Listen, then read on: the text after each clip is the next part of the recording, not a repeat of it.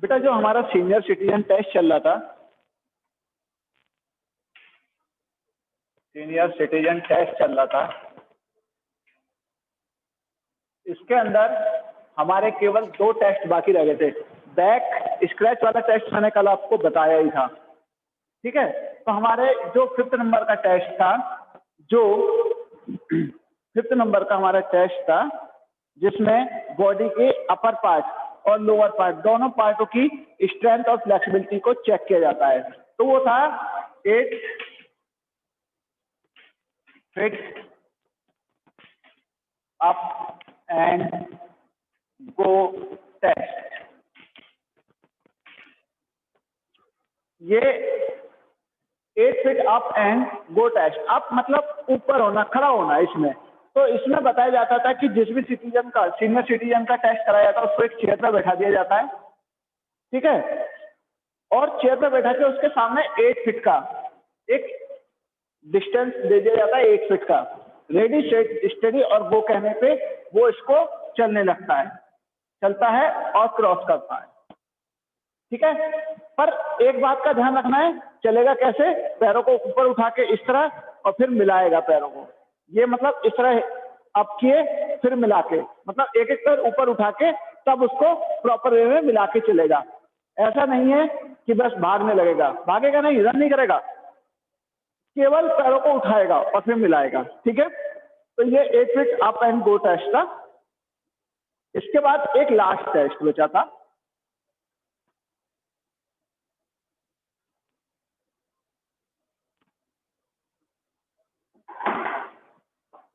6 test, जिसे कहते थे 6 मिनट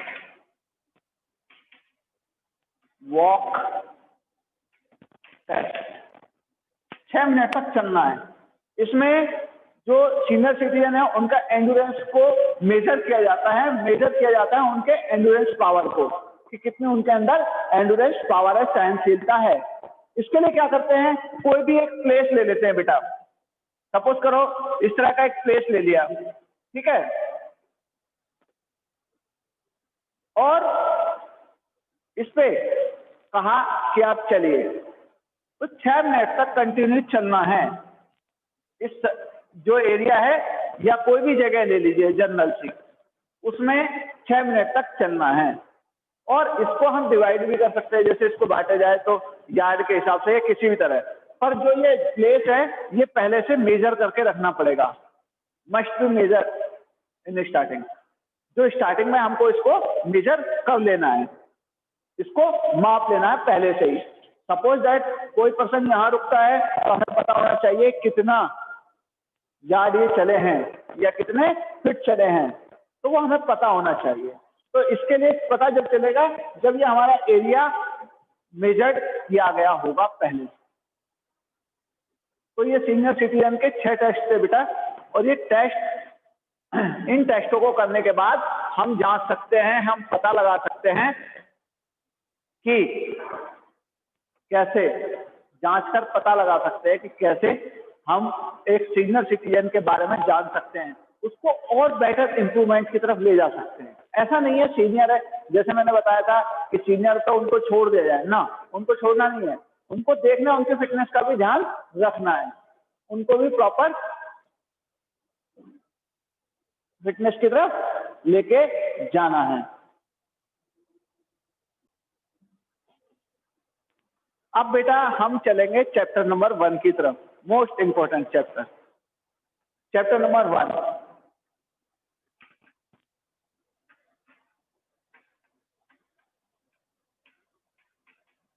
प्लानिंग इन स्पोर्ट्स।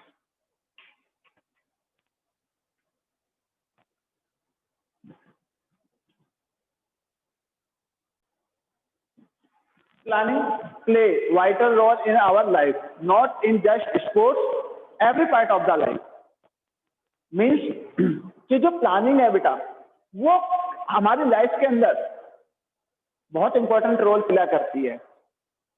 और केवल अगर हम यहाँ पे बात करते हैं स्पोर्ट्स की, क्योंकि हमारा जो रिलेशन है, जो चैप्टर है वो प्लानिंग इन स्पोर्ट्स, बट अगर हम प्लानिंग देखें तो हमारी प्लानिंग पूरे लाइफ में हमारी प्लानिंग चलती है और अकॉर्डिंग द प्लानिंग अगर हम चलते तो we will success one day. Suppose that अगर आप 9th क्लास में हो that time you will decide, और आजकल तो बहुत पहले डिसाइड कर लेते हैं पेरेंट्स 5th और 6th में कि बच्चा क्या बनेगा। नहीं, वो एक बच्चे की भी प्लानिंग होती है कि मेरे को कौन से सब्जेक्ट में इंटरेस्ट है, तो उसके अकॉर्डिंग वो अपने सब्जेक्ट चूज करता है, फ्यूचर में उसको क्या बनना है, राइट। तो ये भी एक प्लानिंग है लाइफ में। हमें कल स्कूल आना है, उसके लिए किस तरह की प्लानिंग करनी है, हमें ट्यूशन जाना है उससे, मतलब छोटे छोटे पार्ट में, in little small part of the life we can see the planning.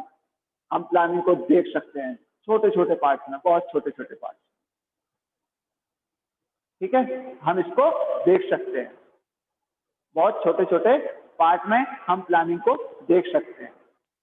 अब अगर हम बात करें कि स्पोर्ट्स की, तो स्पोर्ट्स में प्लानिंग बहुत ज्यादा नेसेसरी है। सपोज दैट मेरे को एक टूर्नामेंट कराना है, तो उसके अंदर क्या होता है बेटा, मुझे बहुत सारी चीजों की तैयारी करनी पड़ेगी before starting the tournament. Tournament शुरू होने से पहले ही बहुत सारी चीजों की प्लानिंग मेरे को करनी पड़ेगी। अगर मैं इन प्लानिंग को नहीं करूंगा तो दिस इज नॉट पॉसिबल कि I will organise the tournament, तो मैं टूर्नामेंट नहीं करा पाऊंगा। सपोज दैट हमें अपने स्कूल में भी करना होता है, कोई भी फंक्शन प्रोग्राम करते हैं या स्पोर्ट्स से रिलेटेड, तो आप देखेंगे 2 दिन पहले 3 दिन पहले हमें ग्राउंड भी बनाना है, ठीक है, इक्विपमेंट भी जमा करने हैं, तो ये प्लानिंग है। और प्लानिंग के बारे में अलग अलग लोगों ने अलग अलग बात कही है। तो according to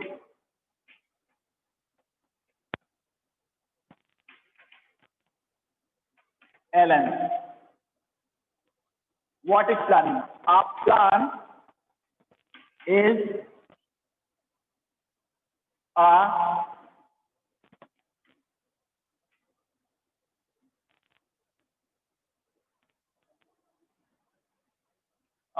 led to capture the future।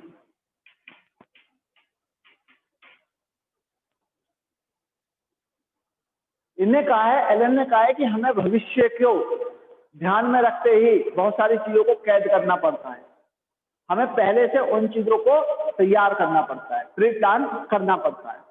तो ये हमारी प्लानिंग होती है बेटा, ये हमारा प्लान होता है जिसमें हम आने वाली चीजों को भविष्य led to capture, sorry trap, led to trap. Trap का मतलब होता है जाल, जाल के अंदर हमें उसको बुनना होता है, मतलब हमें भविष्य की तैयारियों को बुन के तैयार करना पड़ता है। Is a trap led to the capture to future, future के लिए आने वाली चीजों को अभी से तैयार करना है, दिस इज द प्लान। अब मैं आपसे बात करता हूं कि मुझे अपने स्कूल के अंदर एक टूर्नामेंट ऑर्गेनाइज करना है, तो हम कैसे तैयारी करेंगे उसकी, हम तैयारी कैसे करेंगे बेटा। एक बात सुन लीजिए, ऑलवेज क्या होता है कि चाहे वो छोटे स्तर पे हो या बड़े लेवल पे, छोटे लेवल पे या बड़े लेवल पे, डजंट मैटर, जो भी टूर्नामेंट होता है उसके लिए हर पर्टिकुलर पर्सन को बुलाया नहीं जाता है। एक पर्सन होता है, उसको रेस्पॉन्सिबिलिटी दे दी जाती है। सपोज दैट स्कूल में टूर्नामेंट होना है, मैं एग्जांपल सेट कर रहा हूं, यू कैन सी हियर कि इस स्कूल के अंदर टूर्नामेंट होना है। मैनेजमेंट ने कहा कि हमें एक टूर्नामेंट कराना है, तो मैनेजमेंट हर पर्टिकुलर टीचर के पास नहीं जाएगा कि आपको ये काम करना है, आपको ये काम करना है, आपको ये काम करना है, नहीं, टीचर के पास जाएगा। नहीं बेटा, अगर टूर्नामेंट करना है, सुन लीजिए मैं क्या बताने जा रहा हूँ, तो वो प्रिंसिपल से बोलेंगे कि हमें, प्रिंसिपल मैम से बोलेंगे कि हमें एक टूर्नामेंट ऑर्गेनाइज करना है स्कूल के अंदर, और ये 1 दिन का होगा, 2 दिन का होगा, वो सारी डिटेल उनको बता देते हैं, ठीक है। प्रिंसिपल मैम क्या करेंगी, वो भी हर एक के पास नहीं जाएंगी, तो जितने वो कोऑर्डिनेट करेंगी, कुछ कोऑर्डिनेटर जो टीचर्स हैं उनके साथ, और उनके द्वारा जो कोऑर्डिनेटर होते हैं उनके द्वारा सबको, उनके थ्रू सबको मिलती है। ऐसी इंफॉर्मेशन कि किसको क्या रेस्पॉन्सिबिलिटी प्ले करनी है, उसका क्या रोल होगा इस टूर्नामेंट के अंदर। यही कंडीशन नेशनल लेवल की होती है। जब नेशनल में होता है तो जैसे सपोज दैट इंडिया ने कॉमनवेल्थ गेम कराए थे 2010 के अंदर, तो इंडिया जो कॉमनवेल्थ जो कमेटी थी कॉमनवेल्थ की, उसने इंडिया की गवर्नमेंट से बोला, केवल इंडियन गवर्नमेंट से बोला, उसे और किसी से मतलब नहीं था कि आपको आपके यहाँ 2010 का कॉमनवेल्थ गेम होगा, आप इसकी तैयारी कर लीजिए। तो उन्होंने इसके लिए एक पर्सन बनाया, किसने? इंडियन गवर्नमेंट ने सुरेश कलमाड़ी को अपॉइंट किया था। तो जो एक पर्सन होता है सबसे ऊपर, उसको क्या कहते हैं? उसको सबसे पहले जो पर्सन को दिया जाती है रेस्पॉन्सिबिलिटी,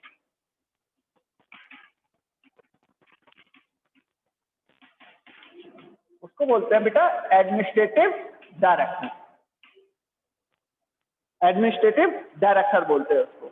तो ये एडमिनिस्ट्रेटिव डायरेक्टर को रेस्पॉन्सिबिलिटी दी जाती है कि आपको गेम तैयार करना है। जैसे सपोज दैट हमारे यहाँ हुआ तो हमने प्रिंसिपल मैम को दे दी रेस्पॉन्सिबिलिटी मैनेजमेंट में, तो प्रिंसिपल मैम ही सबसे कोऑर्डिनेट करेंगे। तो जो कोऑर्डिनेटर होते हैं, ठीक है, उनके साथ इसका सीधा लिंकअप होगा एग्जीक्यूटिव कमेटी से। इसके नीचे 5, 6, 7, 8, 10 मेंबर, कितना बड़ा स्पोर्ट्स होता है उसके अकॉर्डिंग एक कमेटी बनती है बेटा। उस कमेटी को क्या कहते हैं? Executive committee. ठीक है बेटा, ये 6 या 7 मेंबर होते हैं इसके अंदर। ये रेस्पॉन्सिबल होंगे इनको जवाब देने के लिए। एडमिनिस्ट्रेटिव डायरेक्टर और किसी से कोई बात नहीं करेगा, केवल एग्जीक्यूटिव जो कमेटीज है इसके अंदर जो भी पर्सन होंगे 6 या 7, उनसे बात करेगा कि खेल अच्छा हुआ या खराब हुआ। उसकी रेस्पॉन्सिबिलिटीज एडमिनिस्ट्रेटिव डायरेक्टर को मैनेजमेंट ने दिया। मैनेजमेंट ने एक जो कमेटी बनाई थी अपने नीचे एग्जीक्यूटिव कमेटी, इसमें 6 या 7 मेंबर हैं। तो एक बहुत बड़ा एक अच्छे लेवल का टूर्नामेंट ऑर्गेनाइज करना कोई इजी वे नहीं है। उसके लिए बहुत सारी अलग अलग कमेटियां बनती हैं। अलग अलग कमेटी बनेगी बेटा जी, तो इसके अंदर ये एक टीम बनाते हैं। एक टीम और बनती है, उसको कहते हैं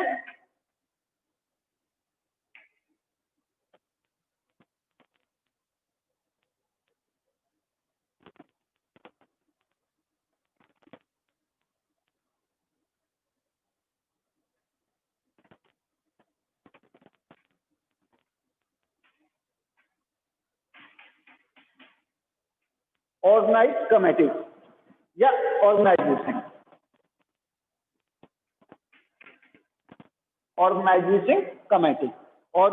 कमेटी होती है या ऑर्गेनाइज कमेटी होती है ये। ठीक है, जो इसमें हर पर्सन के पास अपनी अपनी रेस्पॉन्सिबिलिटीज आ जाती हैं। देखो, एक पर्सन 7 पर्सन को तो हैंडल कर सकता है, पर एक पर्सन बेटा 50 लोगों को हैंडल नहीं कर पाएगा। तो आप समझो, एक पर्सन 7 पर्सन को हैंडल कर सकता है, 7 से रेस्पॉन्सिबिलिटी मांग सकता है, पर वो भाग भाग के 7 के पास 49 है तो उनके पास नहीं जाएगा, 50 है तो उनके पास नहीं जाएगा। देन क्या होगा? जो एग्जीक्यूटिव कमेटी में 7 या 8 मेंबर होंगे, अगर ये टीम हमारी बनती है 20 से 25 लोगों की या 50 लोगों की, ये जो डिपार्ट है उसकी, तो ये एक दे दी जाएगी, एक को 2-2 कमेटी दे दी जाएंगी और उन कमेटीज का उसको वर्क दे दिया जाएगा कि आपका ये वर्क है। ठीक है, तो इस तरह से ये शुरू होती है यहाँ पे। तो यहाँ पे बेटा जी एडमिनिस्ट्रेटिव डायरेक्टर होता है जो कराने के लिए स्पोर्ट्स को ऑर्गेनाइजर को तैयार करता है। ऑर्गेनाइजर जो होता है वो एडमिनिस्ट्रेटिव डायरेक्टर के पास जाएगा कि आपको स्पोर्ट्स कराने हैं। उसके बाद एग्जीक्यूटिव कमेटी बनती है इसके नीचे। एडमिनिस्ट्रेटिव डायरेक्टर हर काम के लिए केवल इनको और इनको रेस्पॉन्सिबल ठहराएगा। उसको ऑर्गेनाइजेशन कमेटी से कोई लेना देना नहीं होगा। चाहे काम अच्छा हो या खराब हो तो वो इनसे पूछेगा, इनसे नहीं पूछेगा। That's final. अब ऑर्गेनाइजेशन कमेटी में कौन कौन होते हैं? अगर हम बात करें, अब एक अच्छा टूर्नामेंट कराना है नेशनल लेवल का, एक अच्छा टूर्नामेंट कराना है ऑर्गेनाइजेशन कमेटी के अंदर, तो ऑर्गेनाइज कमेटी के अंदर बहुत सारी छोटी छोटी कमेटीज बनती हैं। छोटे छोटे लोग अपने अपने डिपार्टमेंट में तैयार हो जाते हैं। जैसे पहली क्या होती है बेटा? Publicity committee. क्या होती है? Publicity committee. पब्लिसिटी कमेटी क्या करती है? पब्लिक सबसे पहले गेम ऑर्गेनाइज हो रहे हैं, तो इस बात की इंफॉर्मेशन एंट्री फॉर्म जिसे कहते हैं वो दूसरे कंट्रीज के लोगों को या दूसरे प्लेयर्स को देगी। जैसे हमारे यहाँ गेम हो रहे हैं तो जो पब्लिसिटी कमेटी है वो और स्कूल में गेम के लिए पर्चे भेजेगी, उनको भेजेगी, पेपर भेजेगी कि हम यहाँ पे स्पोर्ट्स करा रहे हैं, यू विल पार्टिसिपेट और नॉट। उनकी तरफ से कंफर्मेशन मांगेगी। तो एंट्रीज फिल करने का काम जो होता है वो पब्लिसिटी कमेटी का होता है। पब्लिसिटी कमेटी आती है, बोलती है कि आपको पार्टिसिपेट करना है या नहीं करना है। तो उसके साथ साथ पब्लिसिटी कमेटी फ्लैक्स वगैरह का भी अरेंज करती है, पब्लिश करती है उसको लोगों के बीच में, न्यूज़पेपर या कहीं भी उसको हाईलाइट करती है। भाई जब हाईलाइट होगी पता चलेगा लोगों को, तभी तो स्पेक्टेटर्स आएंगे देखने के लिए। अगर स्पेक्टेटर्स नहीं आएंगे तो what's the benefit to the tournament? Earning का रिसोर्स क्या होगा? तो एक अच्छी पब्लिसिटी पे डिपेंड होता है एक अच्छा टूर्नामेंट। आप कितने अच्छे तरीके से उसको पब्लिश कर रहे हो, आप कितने अच्छे तरीके से उसको पब्लिश कर रहे हो, लोगों तक पहुंचा रहे हो, तो ये डिपेंड करता है, राइट। तो ये थी पब्लिसिटी कमेटी। बेटा जी दूसरी committee,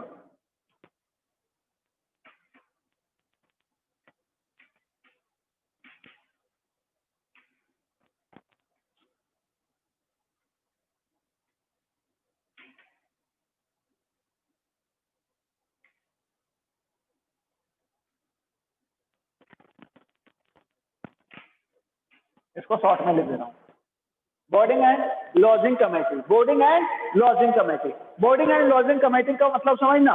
boarding and lodging committee का मतलब होता है कि जो भी हमारे यहाँ आने वाला है, जो भी गेस्ट हमारे यहाँ आने वाला है, उसके रहने का, उसके खाने पीने की व्यवस्था करनी। ये छोटा है तो कोई खाने पीने की ऐसी प्रॉब्लम नहीं होती एक दिन का, पर जब हम बड़े गेम इवेंट्स करते हैं तो उसमें 3 या 4 दिन लगते हैं कहीं भी रुकने के लिए। तो जो भी स्कूल इसको ऑर्गेनाइज करता है वो क्या करता है, उनको खाने पीने की व्यवस्था, उनके ठहरने की व्यवस्था, कहाँ आएंगे कहाँ रुकेंगे। जैसे सपोज करो हम विद्या भारती में खेलने गए राजस्थान, तो वहां क्या होता है, हमारा प्रांत डिवाइड होता है कि यूपी से जो भी आएंगे वो यहाँ रुकेंगे, एमपी से जो आएंगे वो वहां रुकेंगे। तो वो उसको डिवाइड कर देते हैं स्टेट वाइज, ठीक है। और उनके खाने पीने की व्यवस्था करना, ये काम होता है बेटा बोर्डिंग एंड लॉजिंग कमेटी का। क्लियर? Yes sir.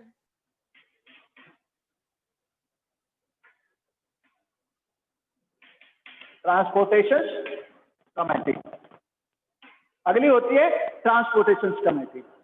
सपोज करो आप यहाँ से खेलने गए, हम लोग, मैं आपको और आप मेरे साथ खेलने गए, यहाँ से लेके गया मैं राजस्थान। राजस्थान पे क्या होता है कि जो रेलवे स्टेशन है वहां हम लोग उतरे।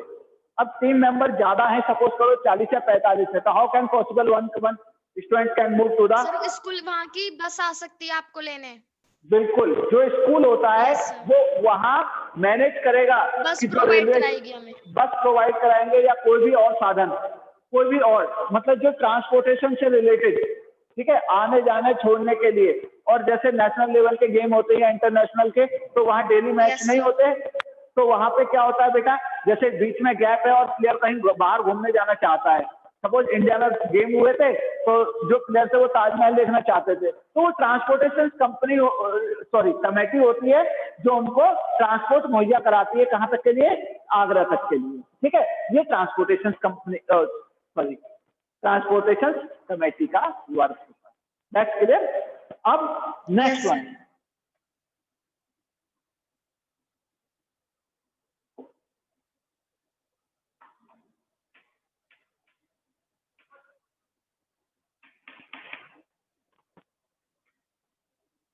अगर हम बात करें रिसेप्शन कमेटी की, रिसेप्शन आपने देखा होगा हर स्कूल के अंदर एक रिसेप्शन होता है, वहां कुछ फॉर्म वगैरह फिल करने होंगे, ठीक है। जब हम जाएंगे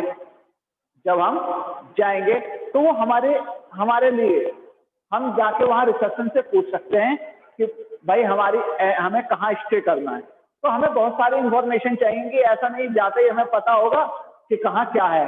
तो एक रिसेप्शन कमेटी होती है जो ये हमें बताती है, रिसेप्शन कमेटी, कि आपको उस नंबर पे रुकना है, वहां पे आपको जाना है और वहां पे ठहरना है।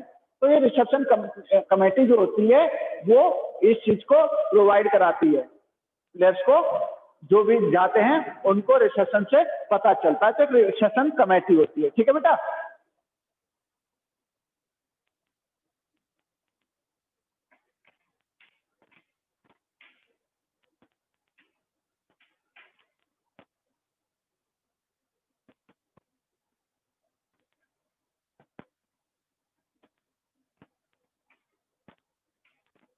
डेकोरेशंस कमेटी, डेकोरेशंस कमेटी बेटा, decorations committee and ceremony committee भी आप कैसे कह सकते हैं।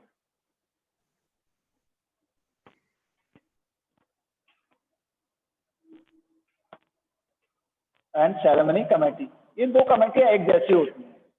इनका काम होता है जैसे जो भी खेल हुए आपने देखा डेकोरेशन होता है, पहले किसी भी खेल को स्टार्ट किया जाता है तो उस स्कूल के बच्चे आके वहां परफॉर्म करते हैं। ओपनिंग यस सेरेमनी सर, जो वो होती है वहाँ के गीत वगैरह गाकर। वो अपने स्कूल को, कल्चर को, यस उसको सर। शो करते हैं। देन क्या होता है उस चीज में, उस चीज में क्या होता है कि बेटा डेकोरेट किया जाता है चीजों को, तो उसके लिए एक अलग से कमेटी बनाई जाती है, अलग से कमेटी बनाई जाती है। उसके लिए एक अलग से कमेटी बना दी गई कि हाँ भैया ये कमेटी है और इस कमेटी के आज की जिम्मेदारी है कि जो सेरेमनी होती है, जैसे सेरेमनी होती है, अवार्ड मिल रहे हैं, मैं अवार्ड की बात करता हूँ, अवार्ड सेरेमनी चल रही है, बच्चे फर्स्ट सेकंड थर्ड आए, तो वो सेरेमनी कमेटी देखती है वहां जाके कि मेडल है या नहीं है, मेडल कितने देने हैं, कैसे देने हैं। ठीक है, वो मैनेज सेरेमनी कमेटी करती है। तो ये कमेटी अलग अलग अपना काम करती है। ठीक है बेटा जी। Yes sir. सेरेमनी कमेटी के बाद नेक्स्ट कमेटी जो हमारी आती है, सिक्स्थ कमेटी होती है अनाउंसमेंट कमेटी। जो सर मैच अनाउंस करती है कि किसका मैच कैसे और सारी इंफॉर्मेशन। हाँ, अनाउंसमेंट कमेटी का काम होता है कि इंफॉर्मेशन को डिलीवर करें। जैसे सपोज करो किसी का कोई टीम अपने ग्राउंड पे नहीं पहुंची है तो वहां अनाउंस करेगी कि भाई ये team please come on your track, अपने ट्रैक पे आ जाइए, गेम स्टार्ट होने वाला है, या इस टीम का ये प्लेयर कहाँ पर है वो आ जाए। ठीक है, कोई इंजरी हो गई, कुछ प्रॉब्लम हो गई, तुरंत अनाउंसमेंट करेगी कि आप तुरंत ही गाड़ी की व्यवस्था कीजिए, यहाँ इंजरी हो गई है, और बहुत सारी चीजों को ये अनाउंस करती है। तो अनाउंसिंग से रिलेटेड जो भी काम होता है वो अनाउंसमेंट कमेटी करती है। ठीक है बेटा जी। इसके यस बाद सर। होती है फर्स्ट एड कमेटी।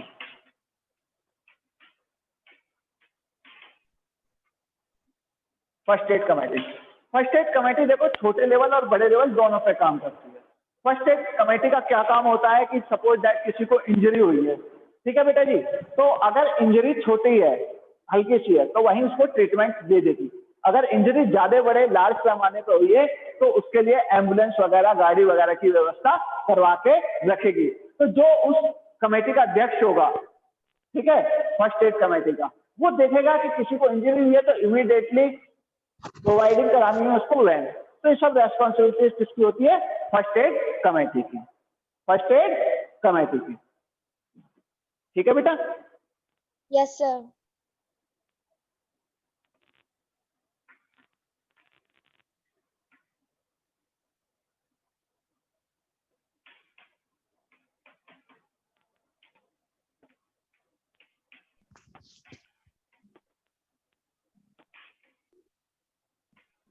बेटा एक कमेटी आपकी ये भी होती है जिसका नाम होता है yes sir. Refreshment and entertainment committee. Refreshment, रात को फंक्शन होता है।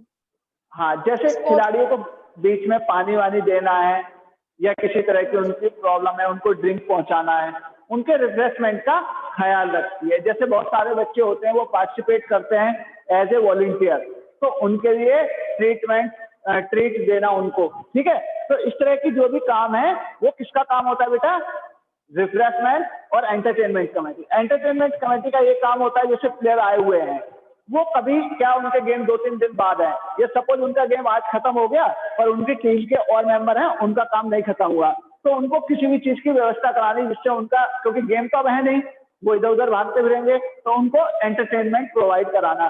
जैसे कि अगर बच्चे घूमना चाहें तो उनको घूमने के लिए बस वगैरह ट्रांसपोर्ट कमेटी से बात करके बस प्रोवाइड कराना, वो टीवी देखना चाहे तो उनके लिए टीवी की व्यवस्था करना, या किसी और तरह से वो एंटरटेनमेंट करना चाहे तो उनको एंटरटेनमेंट की परमिशन देना। ठीक है बेटा? Yes sir. एक कमेटी आपकी ये भी होती है, ठीक है, एक होती है ग्राउंड एंड इक्विपमेंट कमेटी। कौन सी होती है? Ground and equipment committee. कि जो हमारा ग्राउंड है वो सही से बना है या नहीं बना है, जहां पे प्लेयरों के मैच होने वो ट्रैक सही से है या नहीं है, वो जगह ठीक है या नहीं है, ठीक है, उस चीज को केयर करना। और दूसरा होता है इक्विपमेंट, जिन सामानों की जरूरत पड़ने वाली है, खेलों के अंदर जिस सामान की जरूरत पड़ने वाली है वो वहां पर है या वो मौजूद नहीं है, इन चीजों के बारे में इंफॉर्मेशन लेना भी एक इसका काम होता है। ठीक है बच्चों? Yes sir. Yes sir.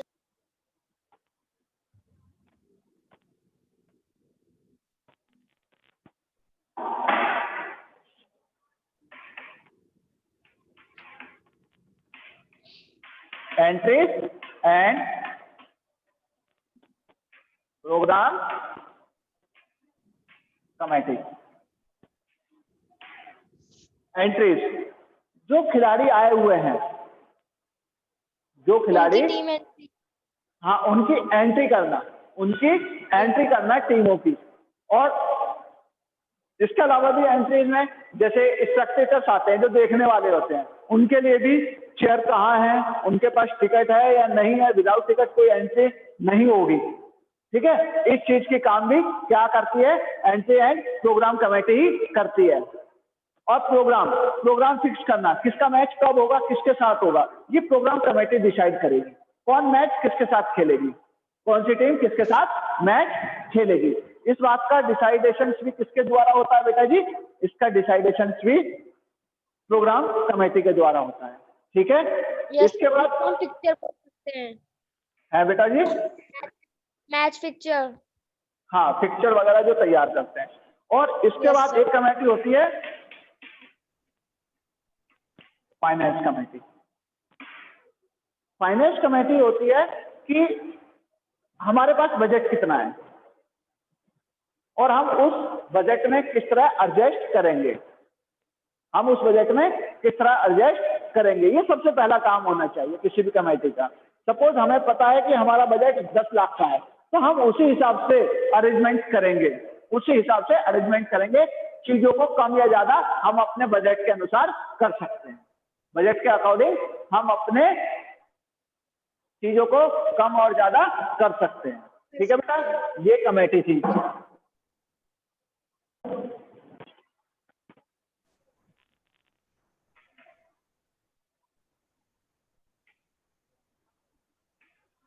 Committee for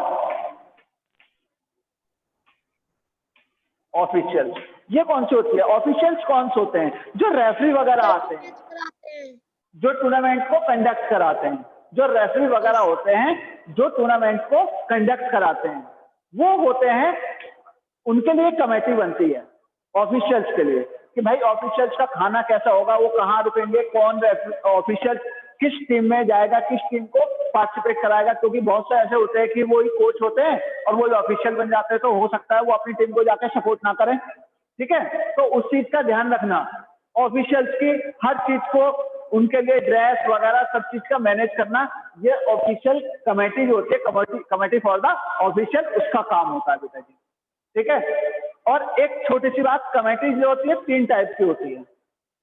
committee जो होती है 3 टाइप की होती है, मैं यही बता देता हूं आपको। प्री, पोस्ट और ड्यूरिंग कमेटियां 3 टाइप की हो गई, प्री, पोस्ट और ड्यूरिंग।